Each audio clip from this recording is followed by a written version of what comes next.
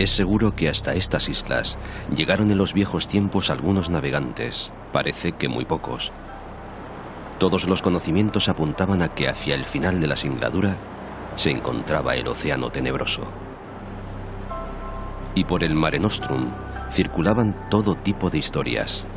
Que el océano estaba lleno de monstruos feroces que destruían las naves y devoraban a los tripulantes. Que en cualquier momento se desataban gigantescos remolinos y tempestades provocadas por airados dioses. O que una vez llegados al borde del mundo, que se creía un disco plano, los imprudentes marinos caerían al abismo. Los escasos navegantes que hasta aquí vinieron y los más escasos que consiguieron regresar para contarlo, rodearon estas islas de una leyenda de magia y misterio.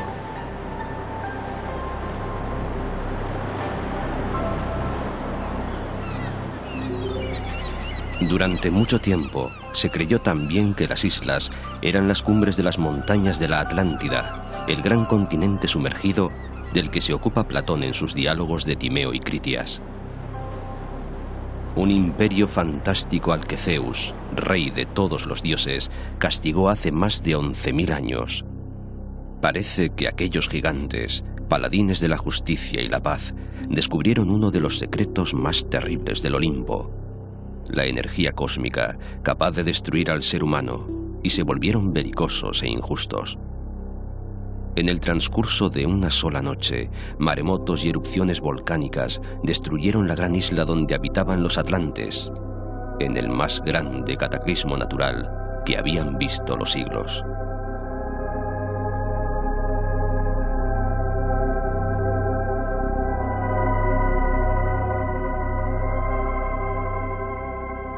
Sus palacios, sus templos, sus riquezas se encuentran en el fondo del océano que tomó de ellos su nombre, Atlántico.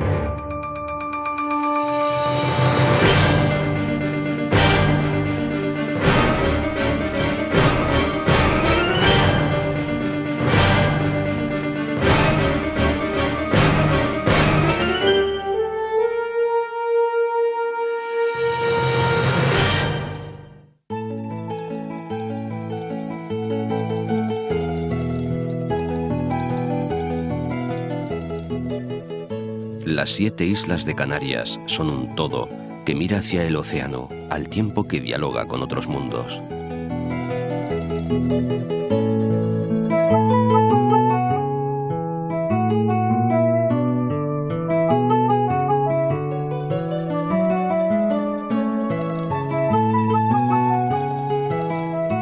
Y su historia se mantiene viva a través de las piedras que nos hablan de culturas aborígenes, que atesoran leyendas, saben de sacrificios, recuerdan conquistas difíciles y esconden un alma propia. Decía Nicolás Estébanez, aquel intelectual y político que vivió a caballo de 2 siglos. Mi patria es una isla, mi patria es una roca, mi espíritu es isleño como los riscos donde vi la aurora.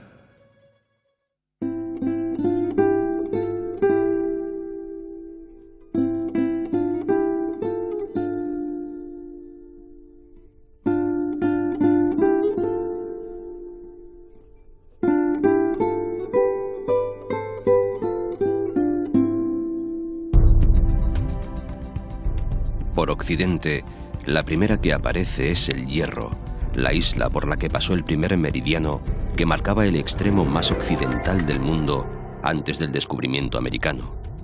Lo hacía exactamente por la punta de Orchilla, donde se asienta el llamado Faro de las Rutas Atlánticas. Fue Ptolomeo quien lo trazó por aquí, en otros tiempos, cuando el mundo todavía era plano y 4 ángeles lo sostenían por las esquinas.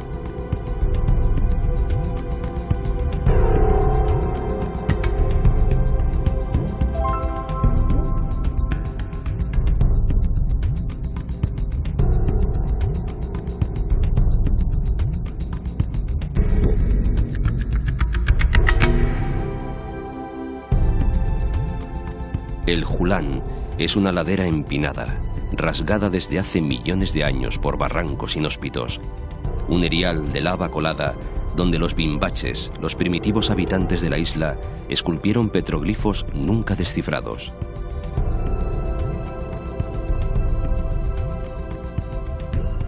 Los contempla, quién sabe desde cuándo, el Mar de las Calmas, hoy reserva marina, beneficiario de corrientes y vientos que le permiten acoger en sus aguas transparentes y tranquilas una fauna macaronésica que es a la vez mediterránea y tropical.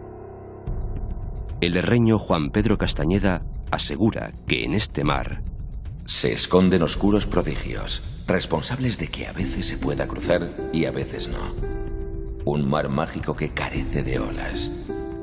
La superficie, verde y traslúcida, es semejante a la esmeralda.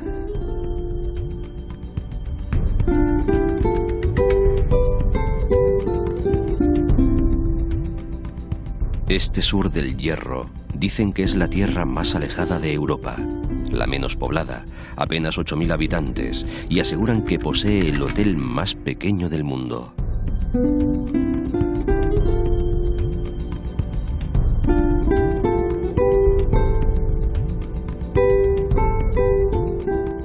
Tahibike y Las Casas se sitúan en lo alto de unos farallones que ponen límite a un frondoso bosque con centenarios pinos canarios, colgados de los acantilados que se desploman sobre las playas y la bahía. En el fondo, el parador nacional, como alejado del mundanal ruido,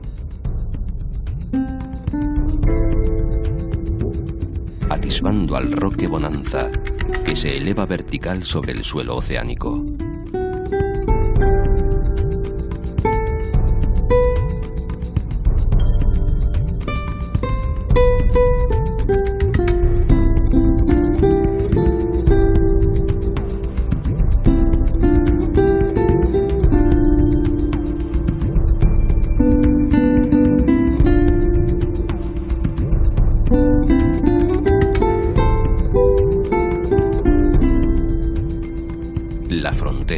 El mayor de los dos municipios del Hierro, fue ganando en importancia al tiempo que se convertía en centro de prósperas explotaciones frutales y sus amplias laderas se cubrían de viñedos.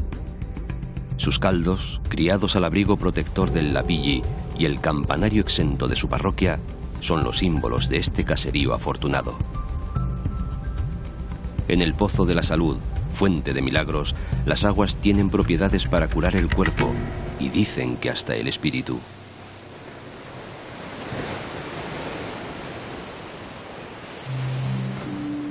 El mar golpea con fuerza contra la acantilada costa volcánica de El Golfo. La erosión la ha modificado creando pequeños estuarios, excavando cuevas, diseñando surtidores, arcos y raras figuras de lava, cuyos trazos dibujan un litoral insólito. Por los roques de Salmor, Hierro es definitivamente atlántica, con su flora propia y una fauna milenaria, los extraños lagartos perdidos en los entresijos del tiempo.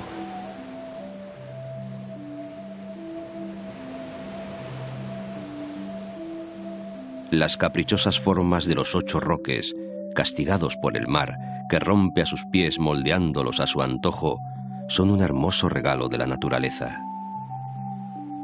Los acantilados, que se levantan hasta los 1200 metros, sirven de hogar al amenazado lagarto gigante y al fayal brezal, una pequeña mancha boscosa de árboles milenarios, cuyas cortezas se confunden con el musgo.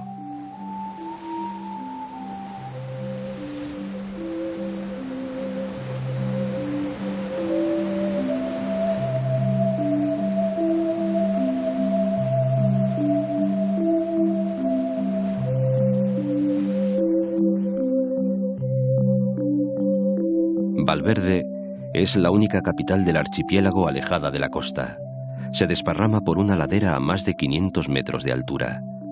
Su caserío presume de no tener edificios de más de 3 plantas ni semáforos. Muchos días parece que se esconde bajo las brumas del alisio, ese viento húmedo y fresco que compensa el calor casi tropical, la misma brisa suave que hizo posible el milagro del Garoé, el desaparecido árbol santo que condensaba el agua en la espesura de sus ramas para dejarla caer en las pocetas que los bimbachos serreños cavaban al pie.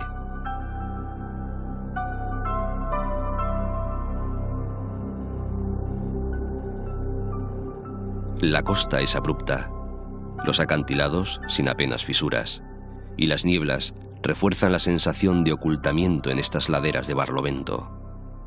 En realidad, la que de verdad está oculta es la legendaria isla de San Borondón, isla fantasma, misteriosa, destino final en el viaje de San Brendan, aquel monje irlandés que andaba en la búsqueda de la tierra prometida de los bienaventurados, las islas de la felicidad y la fortuna. Feijóo, tan prudente como sabio, aseguró verla, lo que hizo que partieran varias expediciones en su búsqueda. Unamuno, tan suspicaz como descreído, precisaba: entre ellas navegaba también aquella fabulosa isla errante de San Borondón, la del santo irlandés, que allá, entre los hielos del polo, encontró a Judas el traidor, que salía cada año, el día de Navidad del infierno, para ir a refrescarse.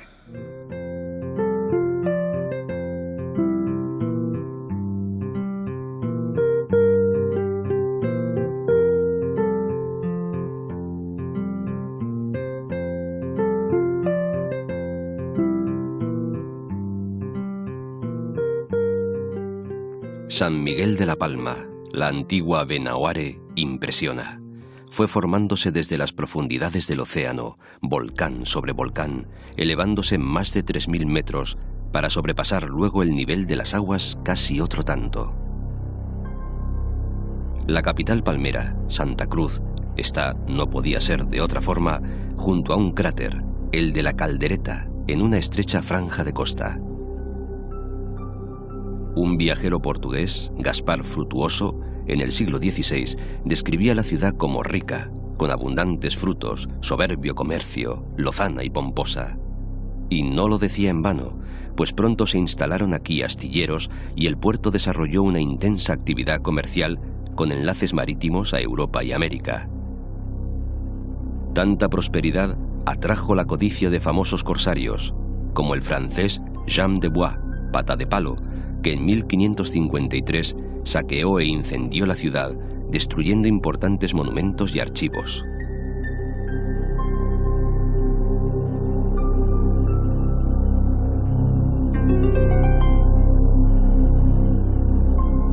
Hoy, el modernismo rivaliza con la arquitectura canaria y un cierto estilo renacentista, dibujando una ciudad que está declarada conjunto histórico-artístico.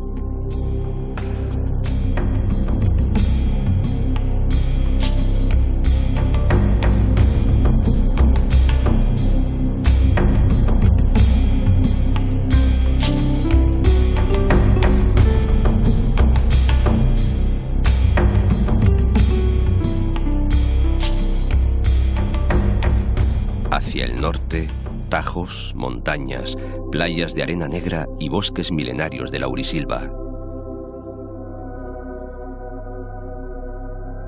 Las cresterías de Taburiente, límite de casi todo, se esconden entre nubes y se rompen en barrancos.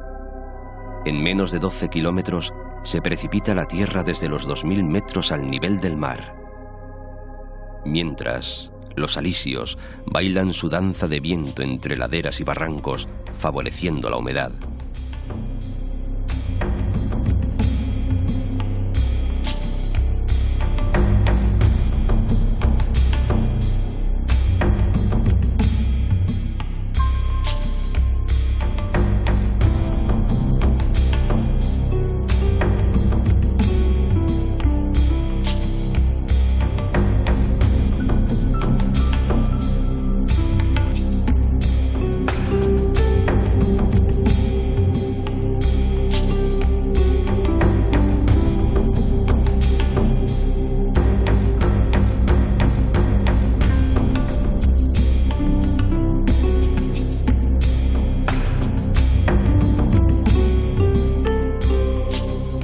En lo más alto, los sauces dicen que susurrando habaneras. Las últimas cañas de azúcar destinadas a fabricar ron blanco, tostado y con miel, sobreviven casi perdidas entre los platanales. Aquí está la reserva de la biosfera del Canal y los Tilos, todo un tesoro de la naturaleza que merece la pena descubrir y conservar.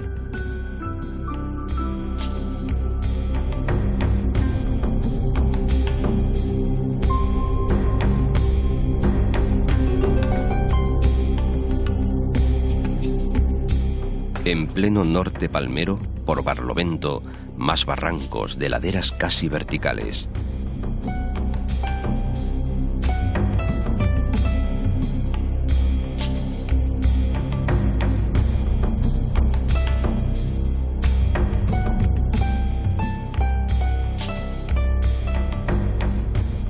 Y la villa de Garafía, uno de los pueblos más extensos y menos poblados de La Palma, que conserva todavía alguno de aquellos molinos que servían para elaborar el gofio.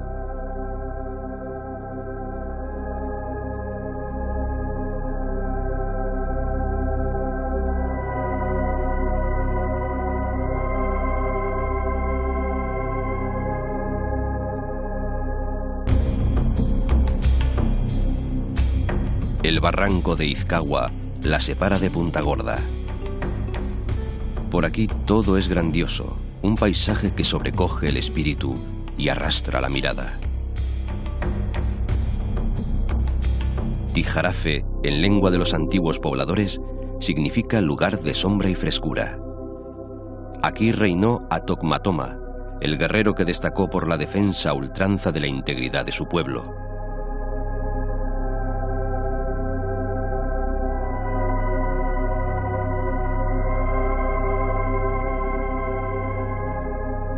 A la capital aborigen se la llama también Candelaria en honor a la patrona.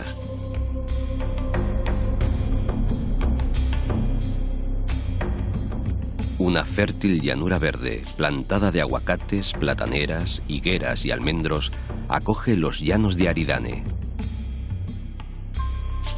Este antiguo campo de pastoreo fue luego importante poblamiento colonial por mor de las buenas aguas de la caldera, que ayudaron a crear una importante industria del azúcar.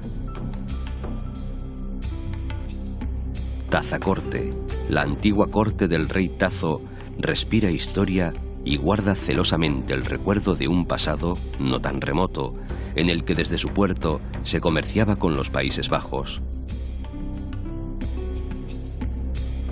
En la desembocadura del barranco de las Angustias está el barrio pesquero, cuyas aguas fueron testigo del desembarco, en 1492, del conquistador de la isla, Alonso Fernández de Lugo, que mató en la misma playa al rey Guanche.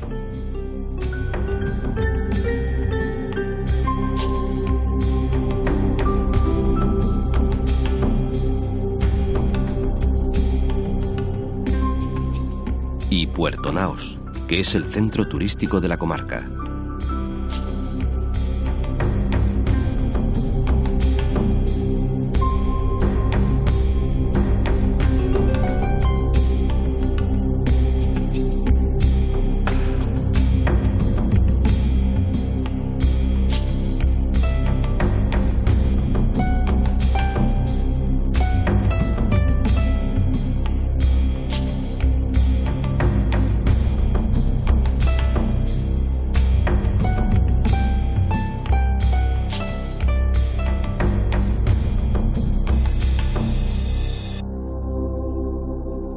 Por decirlo de alguna manera, el municipio de El Paso es el propietario de la caldera de Taburiente. El vértigo, el abismo y el desierto te dieron su belleza conjugada, y como un mundo hacia otro mundo abierto, brotabas de la entraña desgarrada. En el mismo corazón de una isla que se asemeja precisamente a un corazón alargado, se encuentra este enorme cráter de más de 1500 metros de profundidad, 10 kilómetros de diámetro y 20 de circunferencia. Este fue el Menceyato de Aceró, la patria de los Benahoritas, antiguo refugio del rey Guanche Tanausú, que solo pudo ser vencido con la traición.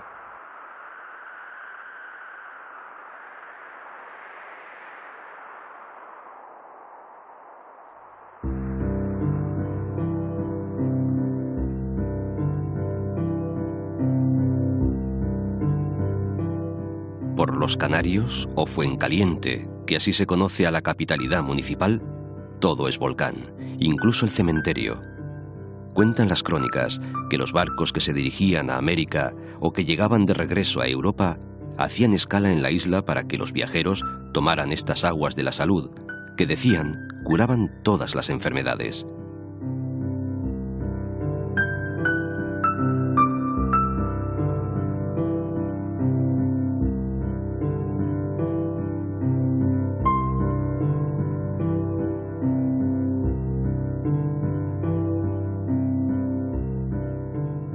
La Fuente Santa la sepultaron las lavas del volcán San Antonio, que reventó por última vez allá por el 1678.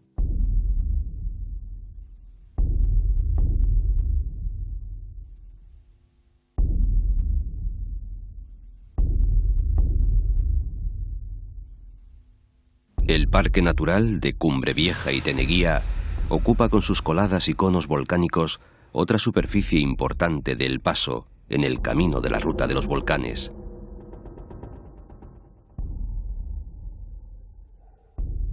La última erupción del Teneguía es más reciente.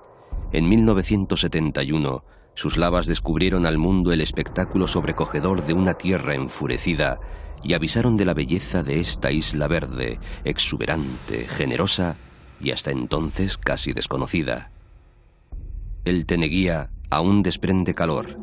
Es como si quisiera mantener vivo en el recuerdo aquellos 22 días de erupción, la génesis de varios centenares de hectáreas que son las últimas y más nuevas tierras de las islas.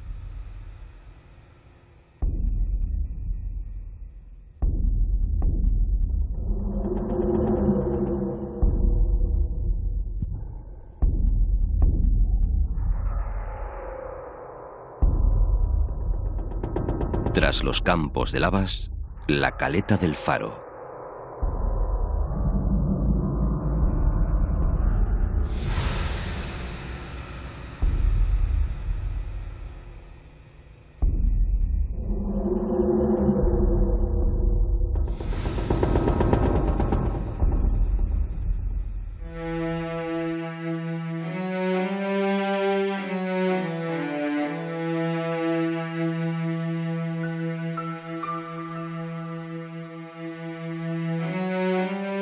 En La Palma, la vida discurre de distinta forma al resto del mundo.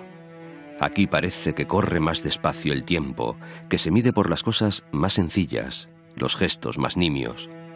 Si acaso, la frontera del ayer y el mañana la marca la maduración de los plátanos en el valle de Aridane o Tazacorte.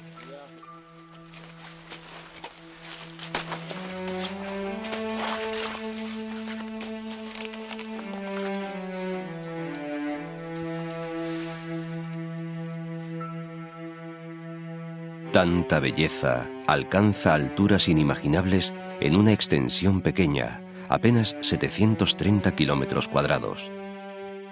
A 2.426 metros de altitud está el Roque de los Muchachos, donde se ubica el Observatorio Astrofísico Internacional. La limpieza del cielo palmero trajo las instalaciones y los habitantes de la isla ayudan en este ver más allá, utilizando una iluminación pública especial para no interferir de noche la observación astronómica. Hoy, desde la crestería de la Caldera, muy cerca del observatorio, son muchos los que levantan la vista al cielo para intentar ver y hasta abrir la puerta de las estrellas.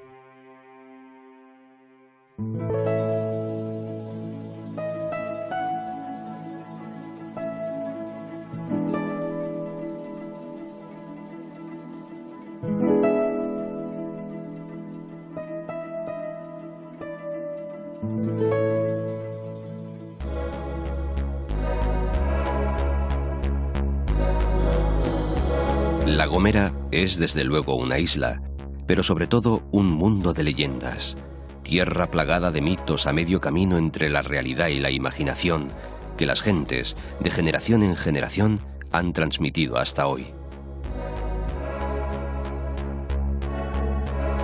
Tan solo mide 22 kilómetros de norte a sur y 25 de este a oeste, pero por su orografía, ir de un extremo a otro puede suponer horas.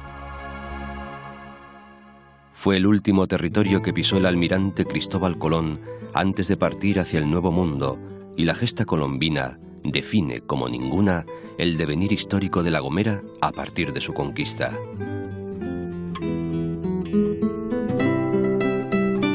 San Sebastián, villa y capital, es la entrada habitual a la isla, y a pesar de un aire moderno, a nadie se le haría difícil imaginar zarpando del puerto a La Pinta, La Niña y la Santa María.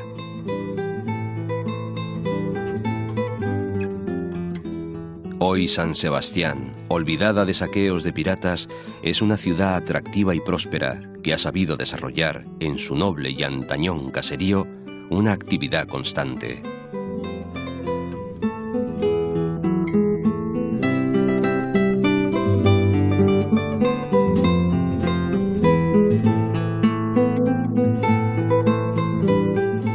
Hacia el norte, parajes cortados por profundos barrancos, un pétreo concierto de riscos para llegar al valle de Hermigua.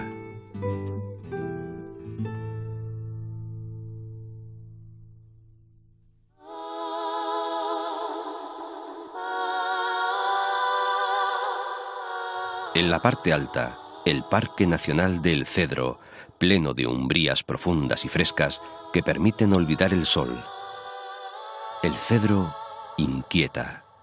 Es el lugar mágico del archipiélago, donde habitan los duendes que transmiten sus secretos a herboristas y curanderos. Los árboles y las plantas parece que siguen cargados del animismo de los aborígenes que dicen nunca abandonaron estos lugares.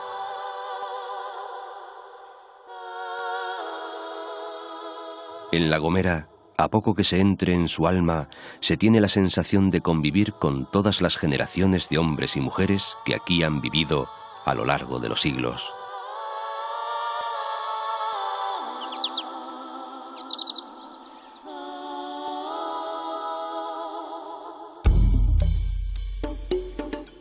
Agulo vive con el Teide enfrente, siempre presente, lo que en Canarias se considera todo un privilegio y motivo de envidia para el resto del mundo.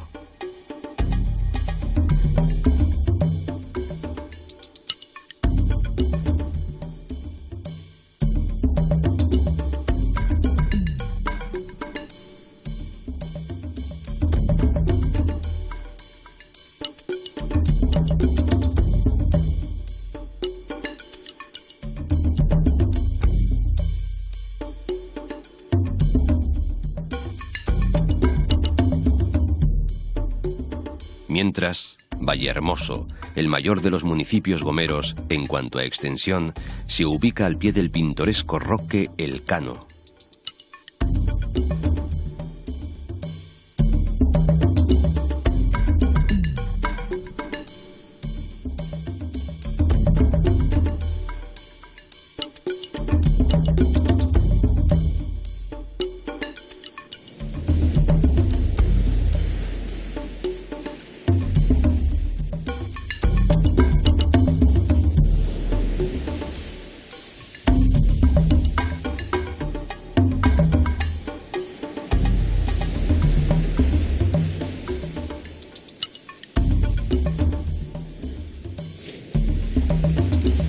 Y en el mar, muy cerca, el impresionante acantilado de los Órganos, de origen volcánico, visible únicamente desde el mar y desde el aire.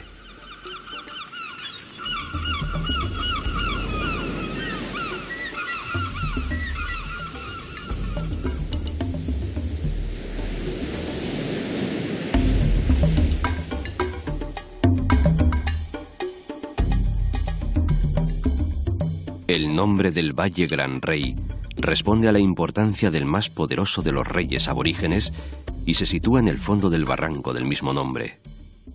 La tenacidad del campesino gomero trabajó las escarpadas laderas hasta convertirlas en terrenos llanos, tierras de cultivo. Los caseríos aparecen entre las terrazas. Los palmerales se elevan imponentes. Las plataneras llegan hasta la misma orilla.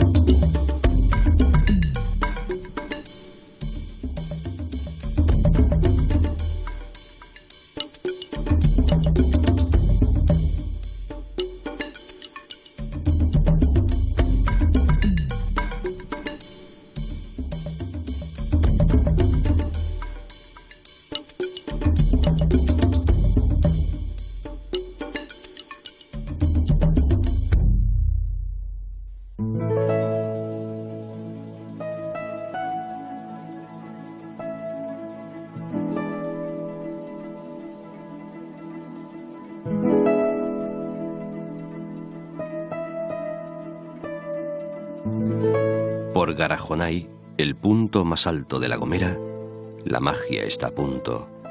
Con un poco de imaginación podrían aparecer por cualquier recodo un grupo de aborígenes huidos, y hasta la mismísima Beatriz de Bobadilla, señora que fue de la isla, dicen que de gran belleza, y que aseguran mantuvo relaciones con Cristóbal Colón.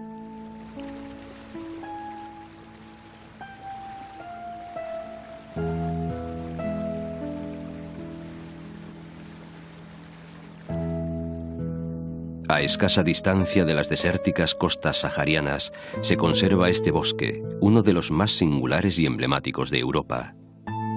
Escondido en el interior de la isla, vive todo el año envuelto por un manto de niebla que, subiendo desde el océano, se pega a las laderas y cumbres, impregnándolas de humedad y frescura.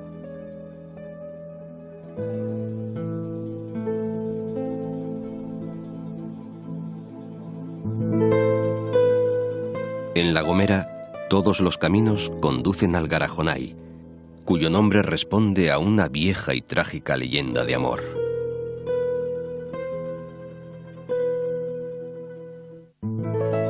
Aconsejan vivir La Gomera despacio, buscar el atardecer, despertar en las crestas que apuntan al cielo, bucear en la niebla de Garajonay, escuchar las leyendas que sopla el viento, tratar de descifrar las palabras que encierran los silbos con que conversan de barranco a cumbre los isleños, degustar el jugo de las palmeras que, heridas de amor, destilan el guarapo, ese néctar de dioses con que se elabora la miel de la palma.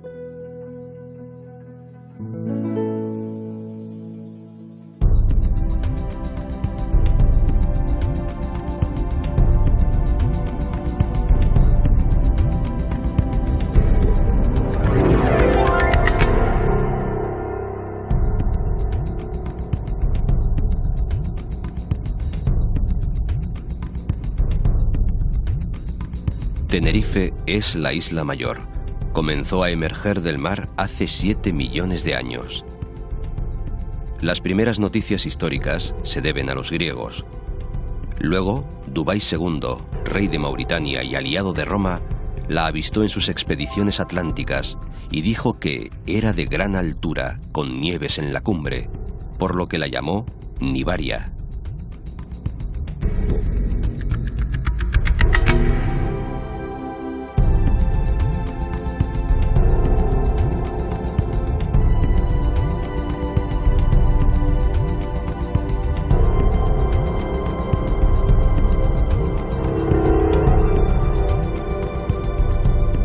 Santa Cruz fue hasta el siglo XIX un simple puerto de la laguna. Hoy es la capital de la isla y de la provincia, moderna, de espaciosas ramblas, preñada de edificios coloniales en su parte vieja y con una mirada abierta al futuro en su modernidad.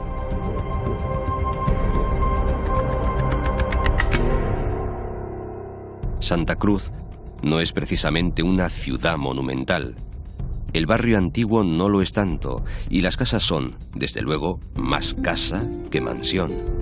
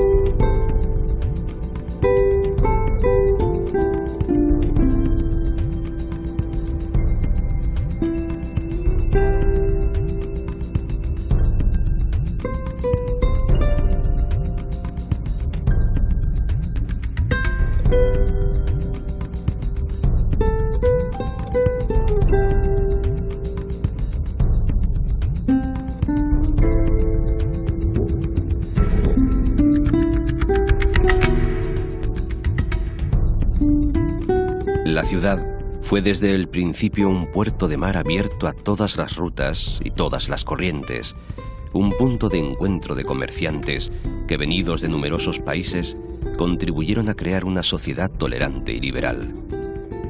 No tuvo ayuntamiento propio hasta 1804, ni tampoco ricos mecenas que la embellecieran. Resulta de todo ello que la arquitectura burguesa victoriana, el modernismo, el art déco y el racionalismo son los estilos más presentes en las calles.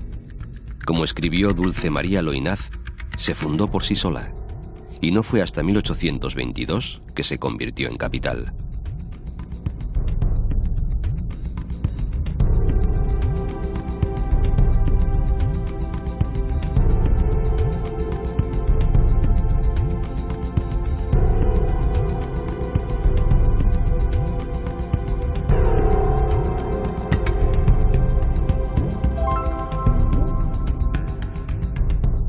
Las calles de Santa Cruz siempre van a dar al mar.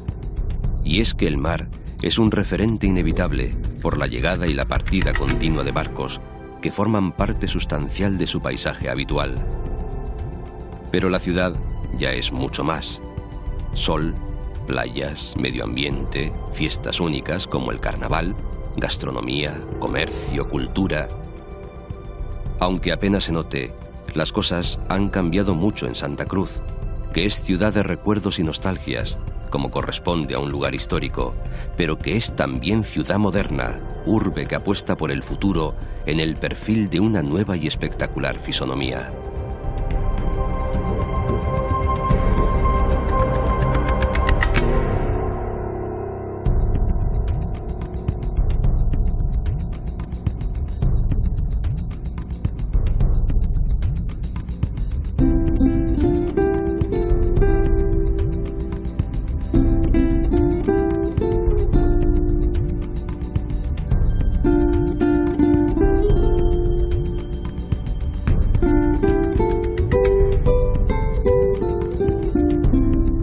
El macizo de Anaga, que surgió del mar hace 7 millones de años, se desploma en él entre impresionantes acantilados a los que de vez en cuando hace el regalo de una pequeña playa.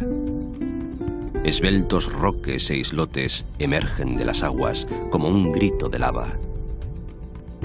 Pequeños caseríos o pueblos en el camino de sendas aparentemente imposibles.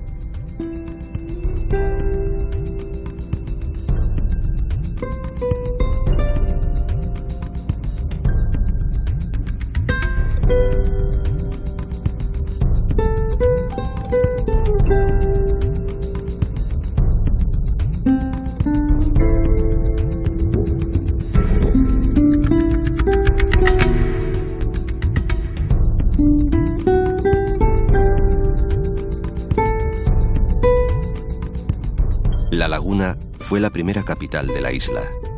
La fundó a finales del siglo XV el conquistador y adelantado Fernández de Lugo, que había vencido la última resistencia guanche en el Realejo. Con tal motivo, se erigen la cruz de piedra y la ermita de San Cristóbal en el lugar donde más cruenta fue la batalla que acabó con la vida del Mencey Bencomo y de su hermano Tinguaro. Por sucederse todo en el día de San Cristóbal, tomó ese nombre la ciudad, mientras su apellido le viene de una pequeña laguna del valle de Agüere.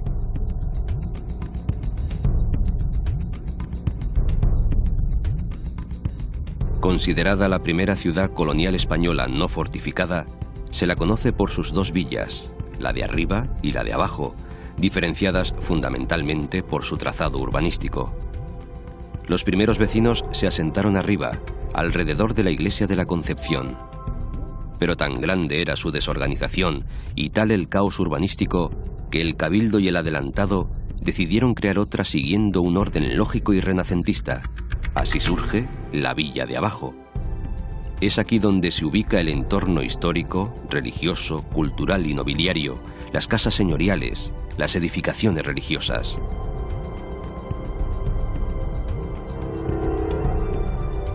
Declarada ciudad Patrimonio de la Humanidad, es siempre un lugar por descubrir.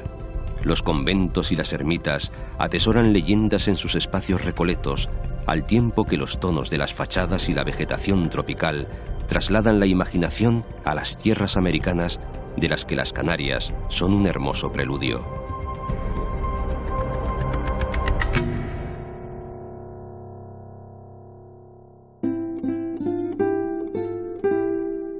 Hacia el oeste, Tacoronte, uno de los 9 mencellatos prehispánicos, conserva su nombre primitivo proveniente de la palabra guanche tagoro, lugar de reunión y consejo.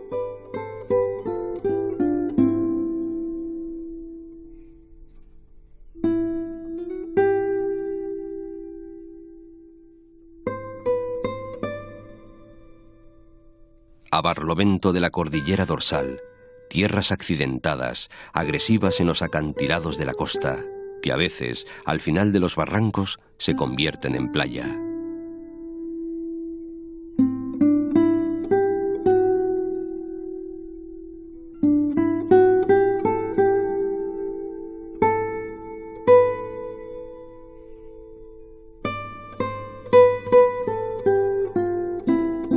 La Orotava, villa que da su nombre a un valle singular y mítico, se apiña en torno a la iglesia de Nuestra Señora de la Concepción. Conventos y casonas de balcones de madera y hermosos patios interiores la rodean orgullosamente. A la hermosa Orotava, panal de abejas, acuden los turistas como las moscas desde Inglaterra.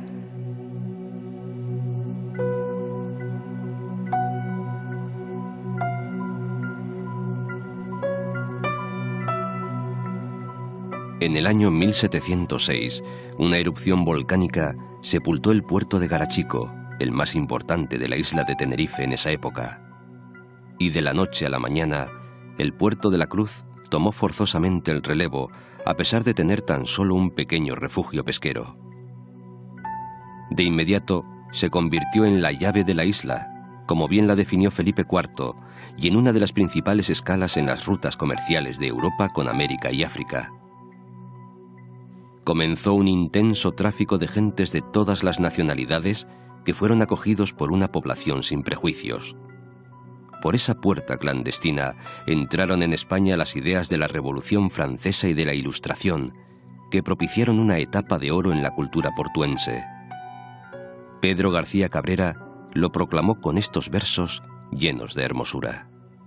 Por el puerto de la Cruz entraron, más que vinieron, ideas, como mujeres dando a los hijos el pecho y enseñando que no caben las patrias en un pañuelo. Su primer alcalde fue un comerciante irlandés. Luego vinieron otros ciudadanos de Europa. En su marco paradisíaco se acogieron personajes universales como el duque de York, el príncipe de Saboya, el rey Alfonso XIII o Churchill, y su paisaje y su luz inspiró a escritores como Agatha Christie y Dulce María Loinaz. Fue el escritor orotavense Juan del Castillo quien dijo al respecto: el puerto representa en Canarias la ciudad de la vida, de la alegría, porque, en fin, llegar aquí es siempre una aventura y una aventura.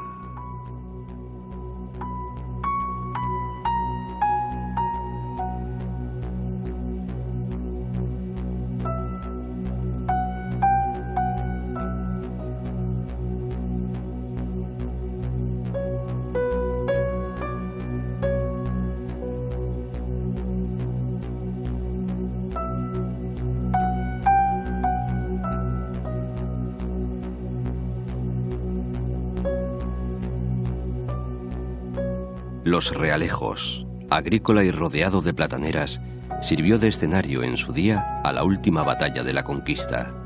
Por las cumbres de Tigaiga se despeñó el último mencey, Bentor, quien cuando los jefes guanches decidieron rendirse, prefirió la muerte a la esclavitud. Donde comienza la denominada Isla Baja está la villa de Icod, que nacida en 1496, no tomó su apellido de Los Vinos hasta mitad del siglo XVI, gracias al auge del cultivo de la vid. Es tan fuerte el aroma del Malvasía de Tenerife que se les mete en Londres a los ingleses por las narices. Pero además de los vinos más característicos de la isla, cuenta en su haber con el drago milenario, el árbol emblemático de Canarias, uno de los seres vivos más ancianos del mundo, con una edad estimada en 1000 años.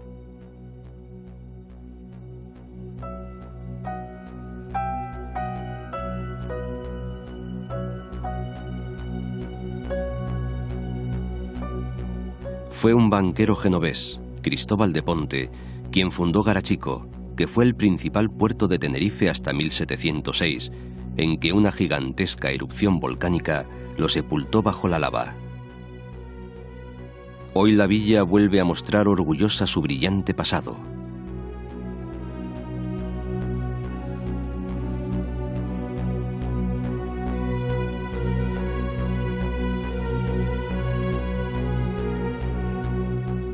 La tranquilidad se apodera del paisaje por la Isla Baja, Buenavista, fundada en 1513, siendo reina de España doña Juana la Loca.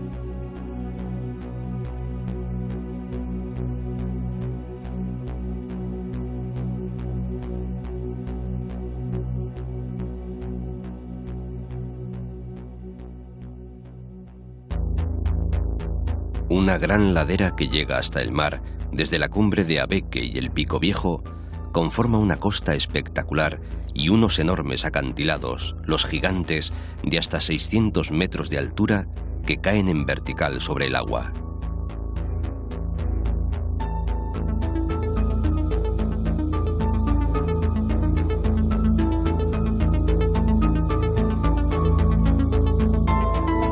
El sur tinerfeño es otra cosa. Hace años, seco y duro, volcánico y atormentado, contrastaba con el resto de la isla. Tanta era la diferencia que se tenía la impresión de estar en otro mundo.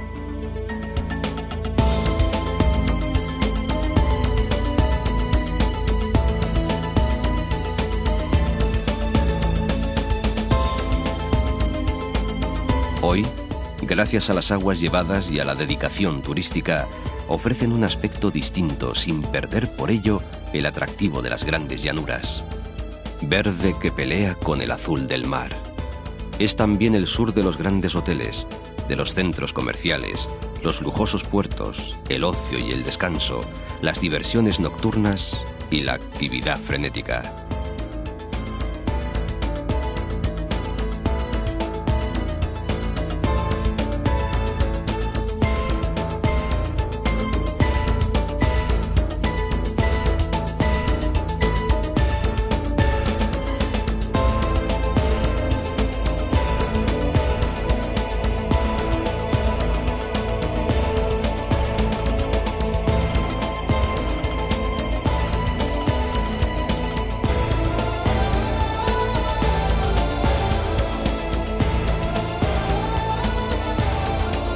Las blancas casas de Fasnia terminan en el barranco de Erques, la frontera natural con el valle de Güímar, uno de los pueblos más antiguos de Tenerife, tierra de buenos vinos y viejas y sorprendentes pirámides escalonadas que dividen a los científicos y a los que buscan algo más allá en la historia.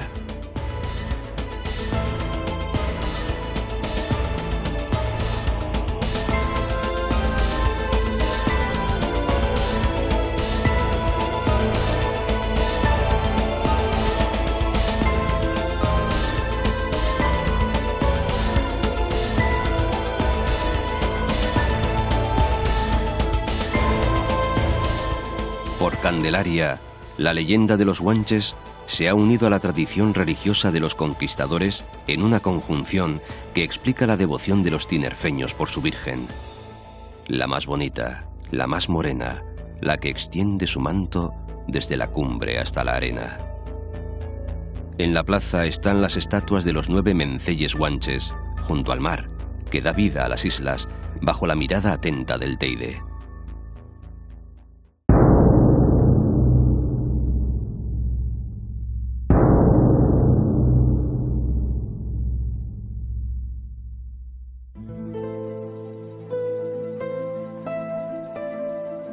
Los guanches veneraban al Teide, al que llamaban Echeide, el fatídico, terrible lugar donde moraba una cruel diosa, Guayota, que cuando se enojaba escupía llamas, llevando desolación y muerte a los seres humanos.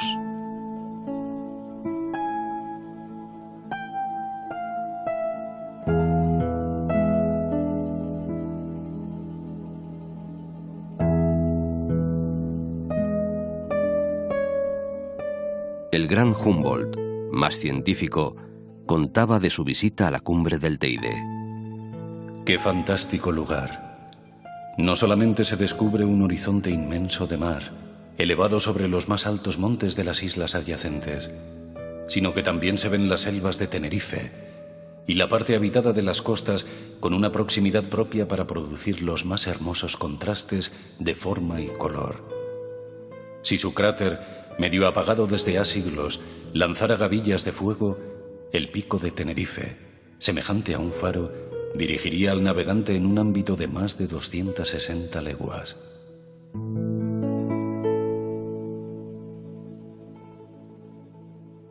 Yo voy soñando caminos de la tarde, las colinas doradas, los verdes pinos y las encinas. ¿A dónde el camino irá?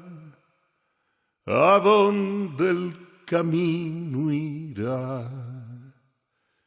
Yo voy cantando viajero a lo largo del sendero. La tarde cayendo está, la tarde cayendo está.